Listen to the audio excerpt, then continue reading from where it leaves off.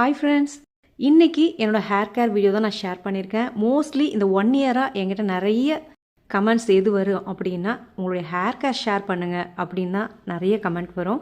இந்த 3 ஸ்டெப் மட்டும்தான் நான் ஃபாலோ பண்ணுவேன். அதை நான் உங்களுக்கு ஷேர் பண்ணுறேன். கண்டிப்பாக 30 டேஸில் உங்களுக்கு ரிசல்ட் தெரியும். ஒரு பேனில் 4 ஸ்பூன் அளவுக்கு தேங்காய் எண்ணெய் சேர்த்துக்கலாம். செக்கு எண்ணெய் சேர்த்துக்குங்க. தேங்காய் எண்ணெய் சூடு ஏறுறதுக்கு முன்னாடி 2 ஸ்பூன் அளவுக்கு வெந்தயம் சேர்த்துருங்க.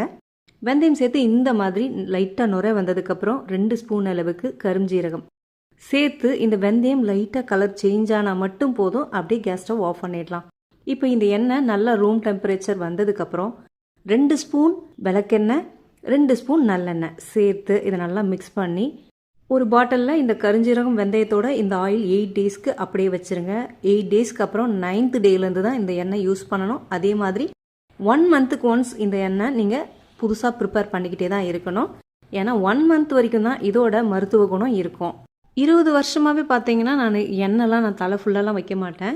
இந்த ஸ்கேல்ஃபில் தலை குளிக்கும் போது அப்ளை பண்ணிவிட்டு நல்லா மசாஜ் பண்ணிவிட்டு இந்த ஒரு ஹேர் பேக் போட்டு எந்த ஷாம்பு வேணாலும் நீங்கள் யூஸ் பண்ணலாம். அதை டைலூட் பண்ணி யூஸ் பண்ணும்போது கெமிக்கல் எஃபெக்ட் கம்மியாகும்.